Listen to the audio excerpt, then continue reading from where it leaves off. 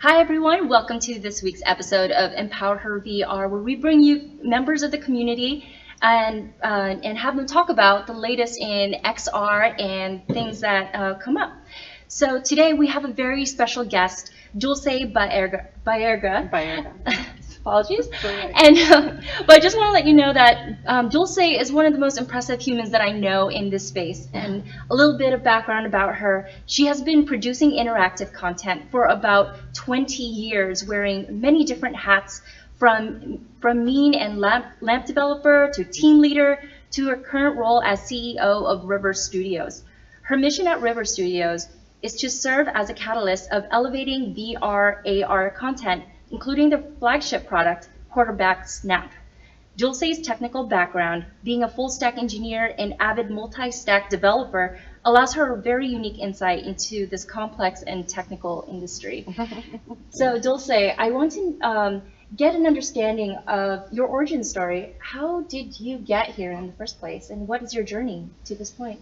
Well, it's been a long one, because it's been 20 years or so, but really, I would say what launched me on my path of becoming a technician and a creator of VR, AR content stems back to my days of being a raver and throwing raves in South Florida and in Miami, and creating flyers for different parties and events. And what led me into creating flyers, I worked at several television production studios prior to throwing raves, where I got exposed to video editing and tools like Photoshop and different video editing software systems like the Avid system. So I got exposed heavily to what it would take to create digital content. And when I started promoting raves and creating rave flyers, it just felt like a natural thing for me to create digital content. Yeah. And then in the process of creating these flyers, we were booking several different DJs from around the country, namely Hardkiss Brothers and the Dub Tribe from San Francisco. And one day when they came in to the house and started showing us some of the flyers that they had and some of the events that are happening around the country, they also introduced us to Netscape and Mozilla, which was like the first iteration of Netscape, or Mozilla's browser, and showed us how people were promoting raves around the world on the internet. And I was blown away and realized that that was the future, and I had to learn how to develop websites. So I dove deep into HTML and into Perl and PHP, eventually going into JavaScript, self-taught. I did go to college, but I went to college for 3D production, 3D animation, and 3D development, and learned a lot about how to create 3D objects and 3D content, but all the while felt like my soul was being pulled towards the internet, and spent a lot of time learning HTML and building websites. And by 1996, I purchased my domain dulce.com, and I decided I was going to be a digital citizen at that point, and where best to flex my digital knowledge and know-how than coming to the Bay Area, because the .com scene was exploding at the time. So I moved to San Francisco in 1998 to pursue different jobs, or try to come up with a startup. And I realized that unless I had a lot of backing and pedigree, that wasn't going to happen for me. So I tried to dive as deep into development as I could, and learn as much about production of website building as I could. So that led me to companies like Shockwave, where they had bought a company called FutureWave, which then they turned into Flash. So we were making all these Flash video pieces for different music video artists like Beck and Supreme Beings of Leisure. And we also had Marvel Studios was launching at the time, so Stan Lee came over and was like, what's all this Flash stuff? Yeah, so it was really cool. Amazing. Yeah, working at and even Steven Spielberg came in one time. What? You left out in your story earlier. That's pretty awesome. It's like these weird things that happened to me over my life. But yeah, so I was working at Shockwave for a good year, Mm-hmm. and the dot-com bubble burst. Mm-hmm. And in the dot-com bubble burst, a lot of people got laid off. I transitioned from Shockwave to working for AOL, Mm-hmm. and was there for about 6 or 7 months. Then I decided that I was going to make an exodus from the Bay Area down south to Los Angeles. Mm-hmm. Went to Los Angeles with the intention of getting deep into interactive filmmaking and interactive storytelling, but kind of got sidetracked and sidelined because I got pregnant and I gave birth to triplets.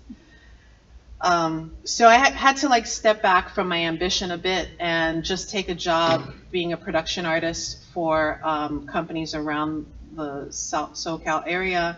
I worked for Disney for a little bit. I worked for Telepictures and Warner Brothers for a little bit. I spent a 3-year stint at Beachbody working on their P90X website for a while, and that was awesome. But all the while, I just had this like pull on me to have my own company, to work and build my own products, to create my own content. And 2009 came around. We had again a great recession happen. I had been working for AT&T at the time, and AT&T laid off a whole crop of people. And I basically had an epiphany and a revelation of like what I needed to do for myself. And hold on. Before 2009, I had discovered Second Life in 2008, right? So I had given birth to my last child, my last baby. I have 5 sons, by the way. So gave birth to my 5th boy, and I was feeling very disconnected with myself and with the world around me, because after spending 12, 15 years being a raver and a party person and being around all these DJs and these different club people, I felt very disconnected. Now I'm a new mom, or I'm just being a mom, nursing these babies, and I was looking for something to give myself an outlet. And I was watching a TV show on Discovery Channel, and they were talking about these new metaversal games, these massive multiplayer games that were on the internet now, and they highlighted Second Life. And the key thing that they said about Second Life was that you could go in, create your own content, and sell it and make money. And then they highlighted all these different creators and landlords. And this one Second Life avatar, Annie Chung, she made it $2 million selling all this land. I was like, okay, I need to go in there. And this is what you were showing, yeah, or what you were selling? This is my simulator in Second Life. These are rare builds. Like, so this build right here is a gift, and it was gifted to me by an artist by the name of Kari Lakebush. And Kari Lakebush is a techno DJ out of Sweden. Oh, wow. He's the one who introduced to me augmented reality. He sent me links, and he also was throwing some parties in Second Life where he was live at a real life event with video projections happening behind him, and that was streaming in Second Life in one of his builds that was very similar to this build. And that's where I discovered, so in the metaverse, I discovered augmented reality and realized, oh my God, it's the next thing. Yeah, this is like, these are all amazing things. Like, I'm in this crazy and metaversal space, and augmented reality is like an extension of it into the real world. That just blew my mind. And that was when the epiphany happened that I needed to be in emerging technology.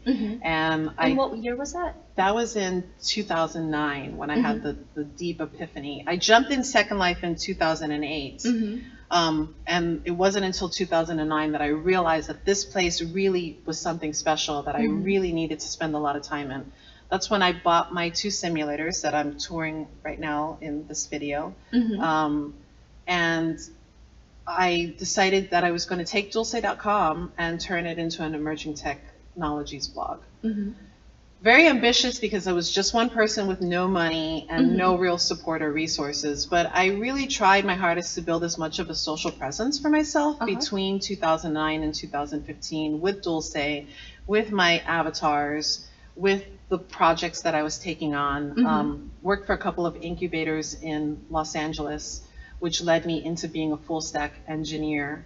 Again, dove deep into JavaScript and Ruby and PHP, all self-taught on those. You're a very well-stacked programmer. Yeah, I love code. I like jumping into it and figuring it out. But I'm also an artist, so I like to bridge that, the code development with artistic expression and creating content. So I haven't let go of making 3D graphics. I'm very natural in 3D worlds. Like I can get my way around there, and I can set things up. Most of what I'm showing you here is all kind of like laid out and designed by myself and my residents. This is a nightclub by one of my longtime residents, and this nightclub in particular has been on the simulator for a good 8 years or so. Wow. Yeah, and it's still actively in use, and people love it. So 2009, decided I was going to go into immersive technology, realized at that point, in Second Life people started talking about the D2K, was DK2? DK2, that's the one. I didn't have access to that headset at all, but I was hearing about it in Second Life and hearing the grumblings of how you can't use that headset in this world. And then all of a sudden there was like all these creators left to work on DK2? I don't know, either to work on dive deeper into VR or to go into other metaversal worlds. But there were some policy changes that were happening in Second Life that caused a lot of creators to just leave. I see. And also their CEO, which was Philip Rosdale. And Philip Rosdale went and started High Fidelity around between 2010 and 2011. So during that time, VR started to make waves. In 2010, I went to the very first AWE conference. It was called R at the time. And I realized at that point that VR was going to be something as well. Like not just AR. It wasn't going to just be AR. There were going to be immersive elements to it. That's when I just really started to figure out what are these new headsets? What are they all about? Let me blog about them. Let me talk about them. Let me reach out to people in the industry and get my name out there. And by 2015, I decided to move back to the Bay Area. Came back to the Bay Area, went to a few hackathons, one for HoloLens at Upload, won that hackathon, went to MIT hackathon, didn't win the first year, went to the MIT hackathon, but last year when I went, we actually placed and won. And then did a hackathon for immersive sports and motion capture, immersive sports with motion capture, and we placed at that hackathon as well. Wow. So after placing at these hackathons or just competing in them, I realized that I needed to stay in the Bay Area and really try to find my way. And I ended up at River Ecosystem doing some full stack work for them. While at River Ecosystem, again, I'm going to these hackathons, I'm winning them. I showed a lot of interest in creating some kind of sports property, and Mike Rothenberg noticed that and asked if I would be interested in being the CEO of River Studios because it needed some new life and breath, and I said, sure. I took on the job, and I've been there a year now. I've had collaborative creators come through my studio, had some other company partners come in, like Liv, and my friend Alan, who does science talk show broadcast configuration. He was in the studio for a little while. And so I'm just like fostering this collaborative space that is focused on R&D around mixed reality. And that's kind of what it's become now.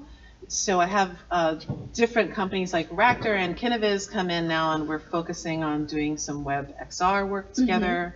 So yeah, it's been fun. That is quite a journey, and I'm really impressed by that.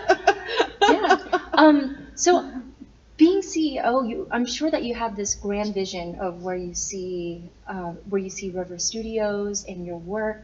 Where would you say that will be, or what is it? Well, so focusing on mixed reality and pushing the edges of mixed reality and what that means. Recently discovering WebXR has excited me. There's no application for download. There is no, it's pretty frictionless in the sense of getting people to just use it. It's just a domain. You can go to it on your phone pretty easily. And figuring out what that means for mixed reality, how to blend these domains with an immersive experience along with an experience that is displaying something in the real world. And trying to utilize all the different types of techniques and tricks that is virtual reality and augmented reality through a domain. So that's kind of where I see the future of the content studio and pushing in that direction. I also am a big advocate of avatar representation, and so my avatar Candy Ruzzle is a big extension of myself, and my other avatar Dulce Miami. So I have two of them that I use, and they're kind of like sisters. And if you notice, like, I have her dressed up as Adora from Black Panther. That. So just to let you know, I literally had the idea to dress my avatar as Adora before the movie came out. No. This is after the movie came out, obviously. But I was like, I should dress her up as one of these Mélange characters, right? And I went in and I looked on the marketplace, and there was the outfit, and I just downloaded the outfit, and within like 5 minutes, my avatar is dressed as one of these characters. It's so much easier now, right? Yeah, it's really easy to just, if you can think of an idea to dress your avatar in these metaversal spaces, specifically in Second Life, you can get, you can do whatever. It's just really sad that you can't go VR in Second Life just yet, and hopefully that'll change now that they've partnered with Amazon, and supposedly they're going to be retrofitting some aspects to it. So, got it. So you brought this for us to share with us. Yeah. It's Hypercube. It's Hypercube. Can you tell us more about it? So Hypercube is a collaboration between Ractor, Kineviz, and myself. And what we're doing is, actually, when I say myself, I'm also referring to my partner developer. His name is Jesus Hernandez, and he's out of Houston, Texas. And him and I kind of teamed up to try to tackle some of these problems that we are experiencing with WebXR, specifically WebAR, and also taking WebAR and coming up with new pipelines and different mechanics on how to use WebAR, since it's a brand new platform that was just literally introduced last November, and figuring out how to apply different use cases to WebXR.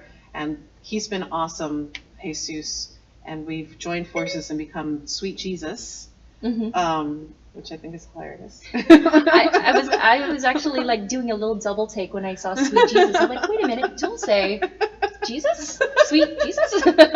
Exactly, Dulce and Jesus. Yes, exactly. So him and I really working on figuring out how to make custom markers and come up with a pipeline for your 3D content in WebXR. Coming up with solutions for people who may not necessarily know deep understanding of 3D production, but do have like some beginner understanding that they could then pick this up and create this for themselves. As long as they really understand how to build websites, then they should be able to pick it up pretty easy. It's all JavaScript. And so Ractor, which is Jasmine the Tar, and Kineviz, which is our friend Travis. I don't know his last name specifically. But we've gotten together and we've created an immersive theater engagement with WebXR, and that includes the Web VR and the Web AR. And we put it together for AWE, and we just presented it at the playground.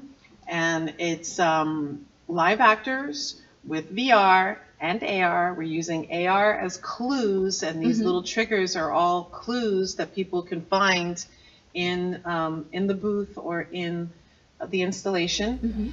And these clues are then tied to something that's going on in VR that the person in VR has to then figure out a combination or take the clues and make them interact with each other in order to create something that would then help the live actors continue to lead the story down the story path. So the Hypercube story is about a husband and wife who are scientists who are playing with the fifth dimension, and the wife gets trapped in the fifth dimension and she gets lost in the fifth dimension. So we have to find these clues to help the scientist remember, because he loses his memory and he has to remember where he put his wife. Oh my gosh, imagine that, losing your significant other in the fifth dimension. In the fifth dimension. So you gotta help him figure out, remember where he put her and how to get her out of the fifth dimension. And we have these clues, and you go around and you put the can you show me? Yeah. Put the phone around touch elbows, take a deep breath. the markers. I understand. Yes, it is.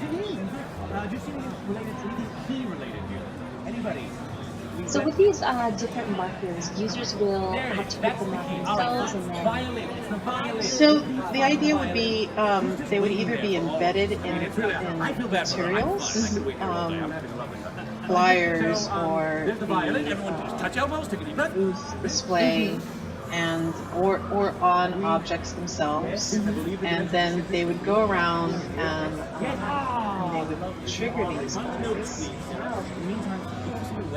So the video is showing, the video here is showing what the whole engagement is. There it is. So I see that there's a little bit of teamwork happening. Yeah, there's teamwork. So right there, they have to find a clue in the AR, in one of the AR installations, and there they found the clue, and then they tell him what the clue is that they found. And he says, oh yes, that's the clue, and then the person in VR has to then take those clues and put them together to open something else that then releases another bit of a poem. So we built it all around this mathematical poem, and parts of the poem get revealed as these clues are found. And then he's able to find his wife. Oh, and then what's really cool is we had his wife, who's an actress, and she's on the other side of the curtain, and she's coming in as a point cloud. So that's a point cloud stream. That they're seeing. Yeah, what they're seeing, those lines are the beginning of the point cloud, and then eventually you start seeing her kind of like emerge out of it, and you see her moving around. We're depending on the Wi-Fi because it is web VR, so the latency in the lab was hard on us. And we'll perfect it. We'll have some kind of loading and caching going on. But the idea is that we take a live person and submit them through a point cloud in VR. Lovely name. And this is some guy who wandered up named James. This is James. Hold on. So right here you'll see in a second when we go around the corner, and I'll show you. It's hard to find the rifts in dimension, but with all your combined energy. So there she is. She's sitting in front of the Connect. All right, everyone gather around. Let's try it one last time. Capturing her. Deep breath. Right behind you. It's a nice romantic love story. That is really cute. This is really great. It's incredibly interactive. It's very much like the escape room, which is pretty popular too. So multi-dimensional, multi-platform escape room. And then what's great about this web XR, I can just show you an example. So we have here a flyer, and the flyer has a QR code that has the website embedded in it, and then the marker. And the idea would be you'd have this QR code and this marker on any kind of piece of printed material, A person can just go in with their phone and open their native camera and point it to the QR I code, feel bad for her. I'm fine. I could wait here all day. I'm having a lovely time. and then the native camera will recognize Touch elbows. the website, click it, go into the website, it will load, Yes, I believe the dimensions are shifting. You feel it? Yes. and then you say, enable allow my camera. In the meantime, keep us in the weapons related. So Yes, read it out loud. And it starts the experience. Found the extra UI challenge. That is actually There it is. not that bad in terms of just jumping into the experience. right. You don't have to download an application, it's just taking a picture of the QR code. Right. You see all of these interesting little animations pop up over these markers. Mm-hmm. Oh. I don't know if you can see those. Oh, I can see it. Yeah. This one is really sweet. Yeah. Of them They're kissing. two kissing. Dulce, thank you so much for sharing all of this. And Yeah. this is amazing. Yeah, so I'm focusing heavily on WebXR, aligning with the WebXR meetup Mm-hmm. that happens in San Francisco, and they're doing WebXR Week Okay. at the end of the month, and I'm having open workshops in my studio, so if you want to come by during that time, you can come, and I'm going to have 3 different tutorials. One, how to take your rastered, pixelated image and convert that into an SVG and take that into Blender and extrude it out and then save it out as a file that you can use in WebXR or even post up on your Facebook as a 3D post.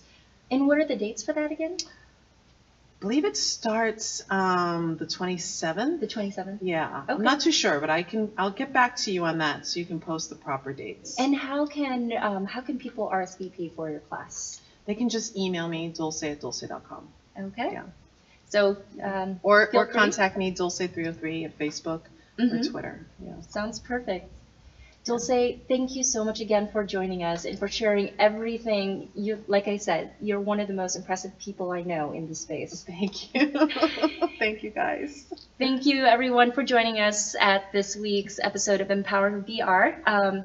Once again, I am Nelda Packwing, and look forward to seeing you soon. Bye.